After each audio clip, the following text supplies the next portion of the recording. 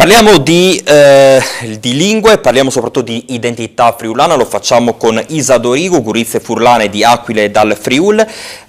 Signora, come si preservano e si valorizzano la lingua e l'identità friulana?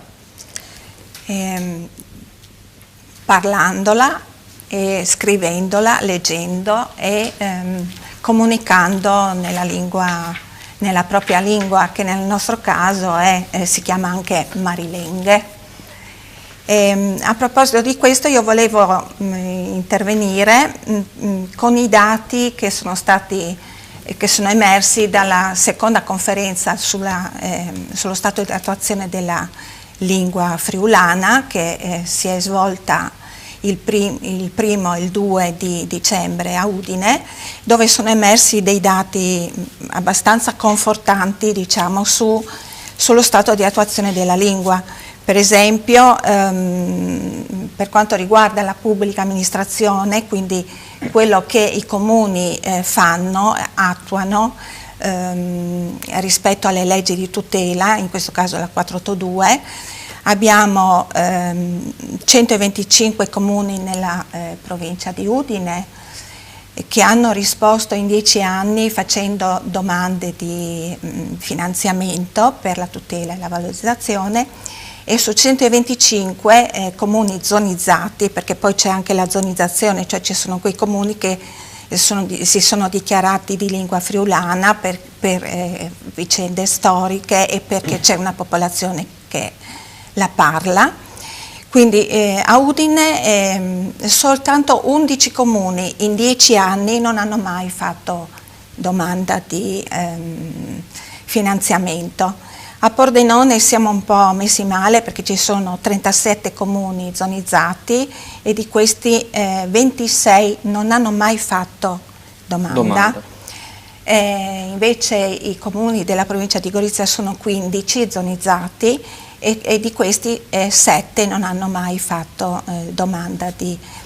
Quindi tutti gli altri, mettendo insieme questi dati, che commento dà? Hanno fatto sono valori positivi o negativi?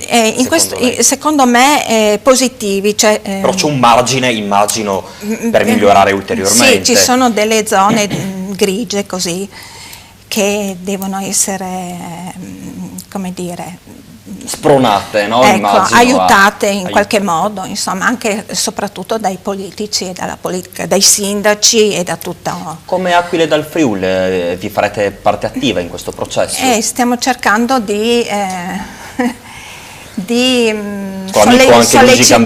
sollecitare, di affiancare i politici, anzi stiamo cercando di promuovere proprio le persone che sono di madrelingua a mettersi in gioco, cioè a fare politica, perché fino ad ora noi friulani ci manca la rappresentanza politica per aiutarci sotto questo punto di vista, insomma, no? Bene. Invece abbiamo ancora 30 secondi. Ok, invece, allora, per quanto riguarda le istituzioni questo è quanto. La scuola invece ha risposto molto bene, cioè ci sono i genitori che in qualche zona hanno chiesto per i ragazzi, ci sono anche delle percentuali che sfiorano il 100% delle richieste. A Udine siamo sul 70, 66, 76% di domande di insegnamento della lingua friulana a scuola, e quindi il territorio risponde. Bene, per fortuna. Il territorio c'è, la comunicazione è quella che è, purtroppo siamo messi molto male, la RAI non trasmette telegiornali in lingua minoritaria come previsto dalla legge.